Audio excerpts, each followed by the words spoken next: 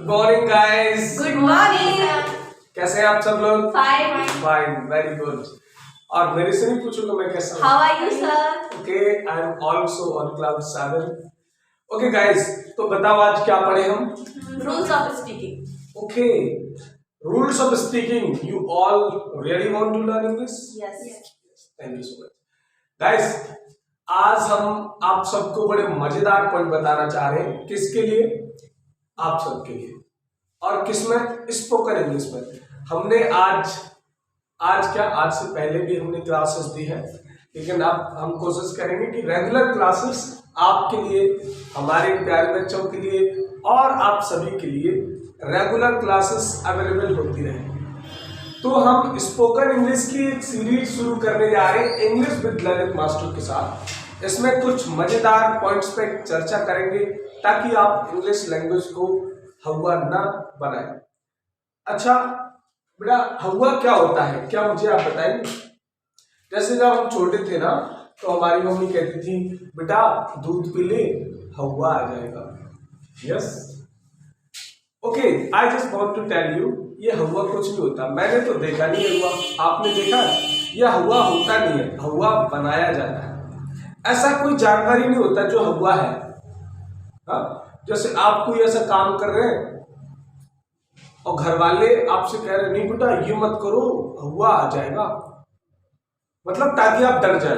वैसे ही इंग्लिश को हवा बनाया गया। इंग्लिश हवा है। हवा हवा का नाम सुना डर गया गाइस। अगर कुछ नहीं होता, English is a very child's play.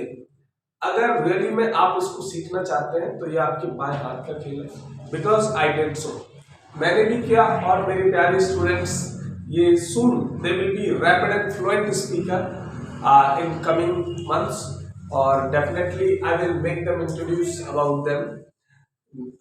So guys, ज्यादा चर्चा न करते हुए आपको यहाँ पे काम करना है।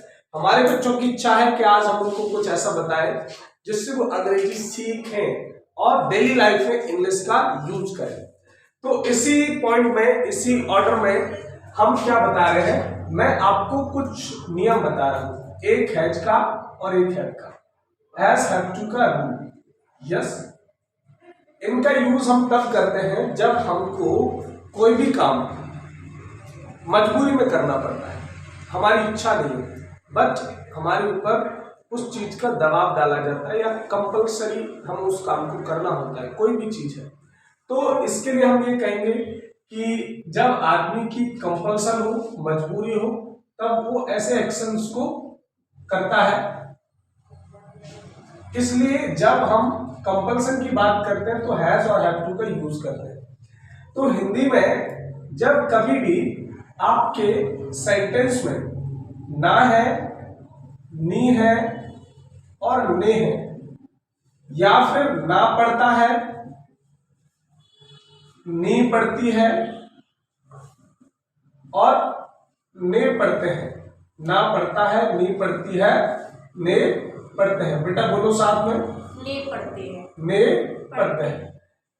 जब इनकी पहचान ये आए तो आपको उसमें ये वाला नियम लगाना है। कौन सा वाला नियम यूज करना है बेटा? ये वाला। सब्जेक्ट आएगा, सब्जेक्ट के साथ आप हैज लगाओगे।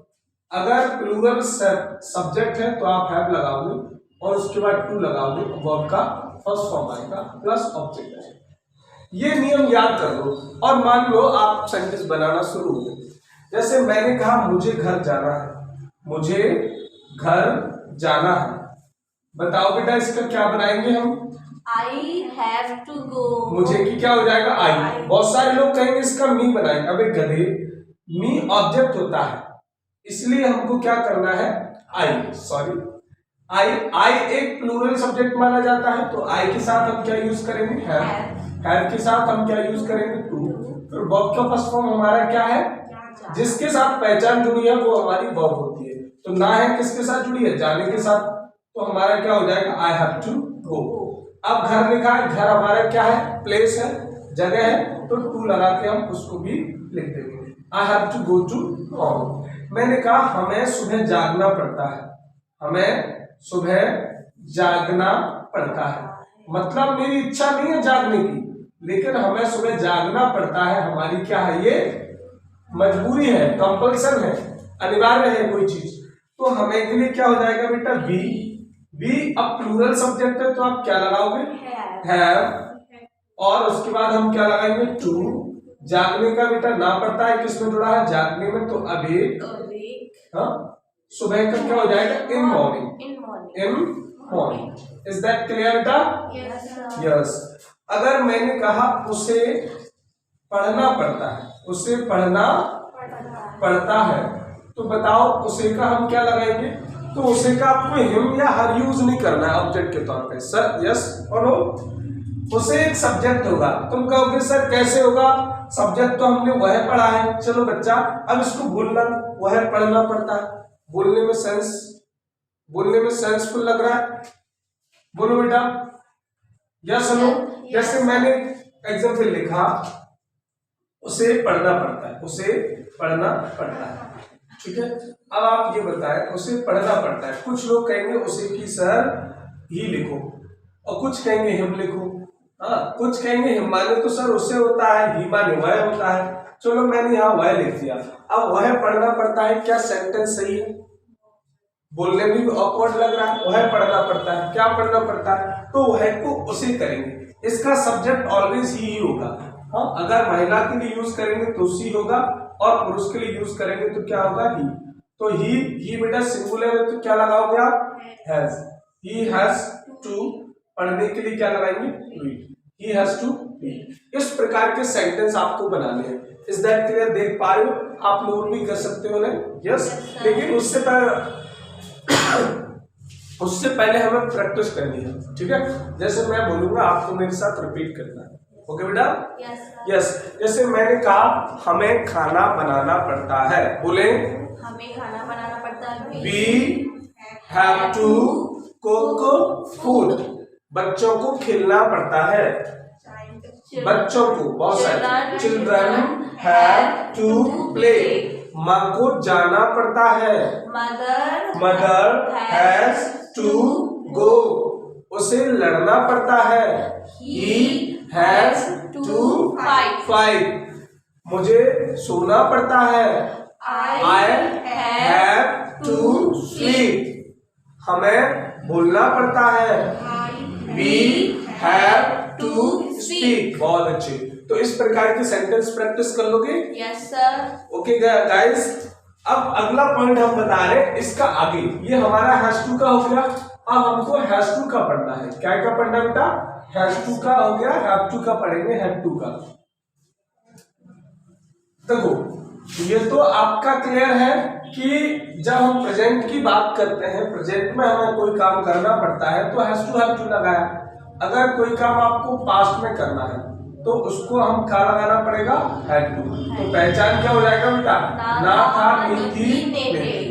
और ना पढ़ा, नी पढ़े, ना पढ़ा, नी पढ़ी, ने पढ़े। यस, कुछ लोग समझ रहे होंगे पढ़े है। तो ये इसकी आईडी है। इसका स्ट्रक्चर बेटा क्या बनेगा? फॉर्मूला क्या बनेगा?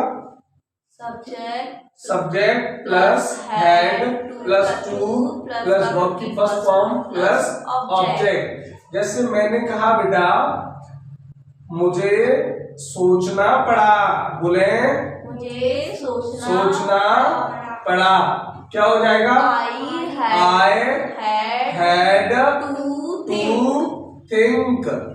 हमें जाना था, हमें जाना था। तो क्या आएगा इसका?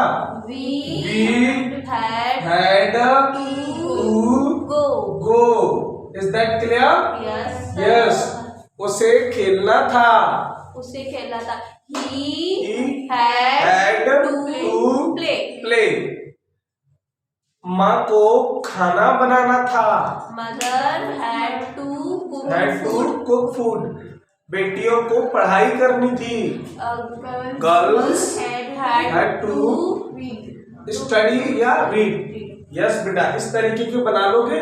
यस। तुम्हें जाना था, बोलो तुम्हें जाना था। वी हैड टू गो, तुम्हें, you had to go.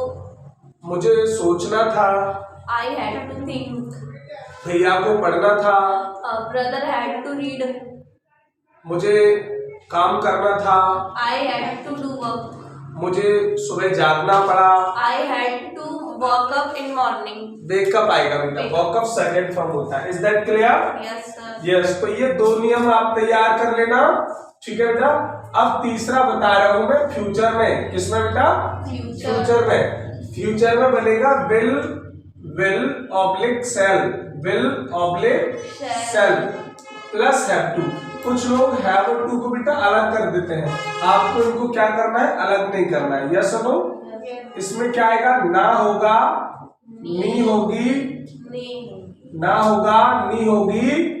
Repeat करें सब लोग, आप भी जो देख रहे हैं वो भी, हाँ, वरना गूंगे रहोगे, बोल नहीं पाओगे फिर। ना होगा, नी होगी, ने होगे, ना पड़ेगा, नी पड़ेगी, ने पड़ेंगे। डैश डैश को यही मान लिया करो, ठीक है। अब इसका फॉर्मूला बेटा क्या बनेगा? बताएं फॉर्मूला इसका।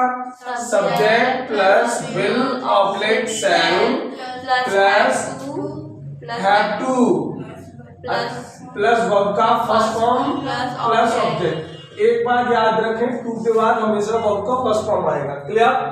देखो विल ऑफ सेल के साथ तो सबको पता है, आई और बी के साथ सामान्यतः हम काय का यूज करते हैं बेटा? सेल का। और अदर सब्जेक्ट के साथ हम काय का यूज करते हैं बेटा? अदर सब्जेक्ट के साथ काय का यूज करते हैं? विल का यूज करते हैं। तो कभी कभी आई और बी के साथ हम विल का यूज करते हैं और अदर सब्जेक्ट के साथ सेल का यूज करते हैं।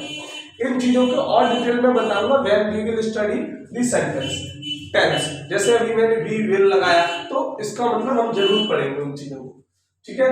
तो यहाँ पे आपको देखना है, जैसे मैंने कहा मुझे जाना पड़ेगा, मुझे जाना पड़ेगा, तो बताओ बेटा क्या बनेगा? I shall have to go। Okay बेटा, ये आ रहा है क्लियर?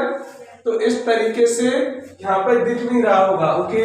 मैं यहाँ पे इसे ऊपर लिखे दे रहा हूँ, मुझे अभी आप ये नोट कर लें, उसके बाद में बताऊंगा बेटा, ठीक है। ये इसका फॉर्मूला हो गया। अब यहाँ पे इसका पहचान आप यहाँ देखेंगे। देखो मैंने कहा हमें नाचना पड़ेगा, हमें नाचना पड़ेगा, तो बताओ इसका क्या बनेगा बेटा? We shall have to dance।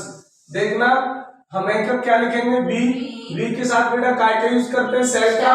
फिर क्या लगाएंगे? Have to. अब देखो ना पड़ेगा किसके साथ लिखा है? नाचने के साथ। तो नाचना हमारी वर्ब हो गई। पहचान जिसके साथ जुड़ी होती है वो हमारी मैन वर्ब होती है, और उस मैन वर्ब का हम कौन सा फॉर्म लिखेंगे बेटा? First form.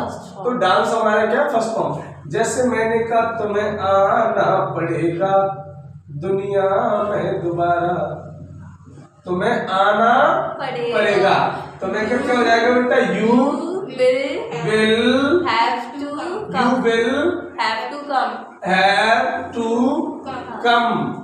ठीक है बेटा। अब दुनिया में दोबारा, ये सॉन्ग था। अगर यू हैव टू राइट दुनिया में दोबारा, तो दुनिया में दोबारा क्या हो जाएगा? Once again in the world. यस, कहने का मतलब है अगर आप ये गाने सुनते हो, अंग्रेजी वाले भी गाने सुनोगे ना, तो भी तुम्हारे माइंड में इंग्लिश वाले थॉट्स आएंगे। बिकॉज मैं ये नहीं कह रहा हूँ कि इंग्लिश वाले सॉन्ग सुनना चाहिए, because if you really want to learn English, आपको एटमॉस्फेयर अपने माइंड में क्रिएट करना पड़ेगा। जैसे मैं इंग्लिश सीखता था, एक बहुत अच्छा गाना चलता था यूट्यूब पे, आप देख सकते हैं, व्हाइट व्हाइट फेस देखे दिल में बीटिंग फास्ट ससुरा डांस मारेंगे। अब white white means Gora Gora, face देखे तो फेस इंग्लिश वर्ड है दिल, दिल मीन्स हार्ट, पर बीटिंग, बीटिंग मैंने धड़कना, तो इंग्लिश के वर्ड यूज हो रहे हैं। ससुरा डांस मारेंगे, डांस मीन्स नाचना। सो कहीं ना कहीं ऐसे साउंड सुनने से भी आपके माइंड में इंग्लिश के थॉट्स आते हैं, राइट। सो अब अगले यहाँ पे आते हैं, तुम्हें आना पड़ेगा, you will have to come. हमें सोचना पड़ेगा, हमें सोचना पड़ेगा, तो बेटा बताए, तो we shall have to think। Think. Clear? देखो वी हमें का क्या है? वी के साथ क्या लगाया? सेल, और सोचना की क्या हो जाएगा बेटा? थिंक, और हैव टू आपका यूज। ये स्ट्रक्चर है, subject plus will oblique cell plus have to plus verb की फर्स्ट फॉर्म प्लस ऑब्जेक्ट। अब मैं बोल रहा हूँ, आपको ट्रांसलेट करना है। मुझे कहना पड़ेगा, I shall have to say. I shall have to say. उसे जाना होगा, He will have to go. he will have to go. पापा को काम करना होगा, Papa will have to do work. पापा will have to do work. बच्चों को खेलना होगा, Children will have to play. children will have to play. उसे बात करनी होगी, He will have to talk. और मुझे समझना पड़ेगा, I shall have to understand. हाँ? मुझे तुम्हें देखना होगा, I shall have to see you. see you. Okay बेटा, इस प्रकार के सेंटेंस आप बना सकते हो, ठीक है। अब हम आगे का पॉइंट बनाते हैं। ये हमारे 3 रूल्स हो गए। अब बेटा हम 4th वाला पढ़ेंगे। 4th वाला है हमारा कंपल्सरी फॉर्म, ठीक, डू और डज का। यस, डू या डज। जब हम डेली लाइफ में कुछ ऐसे सेंटेंस बोलते हैं बेटा जहाँ पे हम जोर डालते हैं, एम्फसाइज करते हैं, जैसे मान लीजिएगा मैंने कहा क्यों तुम पढ़ते नहीं, तो तुम पढ़ते हो तो तुम क्या बोलोगे, नहीं सर हम पढ़ते तो हैं। हाँ, हम गांव में बोलते हैं हम पढ़ते तो हैं। हमने कहा तुम खाना नहीं खाते, सर हम खाते हैं। मैंने कहा तुम घर नहीं जाते, तुम स्कूल नहीं जाते हैं, सर हम जाते तो हैं। जाते तो हैं मतलब जाते तो हैं। मैंने कहा अच्छा तुम काम नहीं करते हो पापा के साथ, हाँ हम करते तो हैं। मतलब इस प्रकार के हम लैंग्वेज बोलते हैं, उसका भी एक नियम है, जैसे हम करते तो हैं। अगर आप सेंटेंस में इस प्रकार के सेंटेंस यूज करते हो बातों में, ता तो है, ती तो है, ते तो है, ती तो है, ती तो हमारे यहाँ बोलते हैं कोई कपड़ा गीला है, कपड़ा कैसा है, ती तो है, ती तो है। तो वो वाला ती तो मत समझ लेना। एक होता है अवश्य, प्लस ता है, ती है और ते है, ठीक है बेटा। तो इसका स्ट्रक्चर हो जाता है subject plus do oblique does plus verb की first form plus object. Okay, yes, ये इसका फॉर्मूला है। क्या है फॉर्मूला? ये रट लो। अगर आपको अंग्रेजी सीखनी है तो रट लो। हालांकि मैं रटने का विरोधी हूँ, क्योंकि जैसे हिंदी हम तभी सीख पाए जब हमने छोटे या बड़े या सीखे, यस आ ई सीखे, और हमको भी नहीं पता था इनका क्या इम्पोर्टेंस है, लेकिन उसके बाद आज हम हिंदी पढ़ पा रहे हैं, बोल पा रहे हैं, समझ पा रहे हैं। वैसे आप इनको याद कर लो और फिर देखना अंग्रेजी कैसे समझ में नहीं आती। हुआ बड़ा फेंका है तुमने अंग्रेजी का।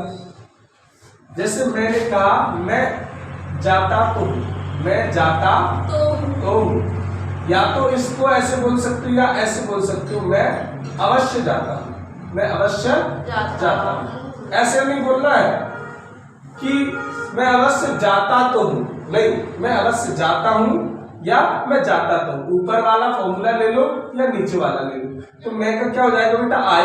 अब आई को प्लूरल मानते तो क्या लगाएंगे, डू। अब जाने की क्या होती है, गो। तो ऐसे बोलते हैं, जैसे वह अवश्य पढ़ती है, वह अवश्य पढ़ती है। तो बेटा इसका क्या बनेगा, सी डज स्टडी, ठीक है। तो जब हम किसी भी सेंटेंस पे जोर डालते हैं, एम्फसाइज करते हैं, तो उसको ऐसे हम बना सकते हैं। जैसे मैंने कहा वह काम करती तो है, तो क्या बनाओगे, सी डज वर्क। वह घर जाती तो है, सी डज गो टू होम। मैं बोलता तो हूँ, आई डू स्पीक। वह नाचती तो है, सी डज डांस। वे खेलते तो हैं, दे डू प्ले। है, वे अवश्य बात करते हैं, दे डू टॉक। यस, हम अवश्य चिल्लाते हैं, वी डू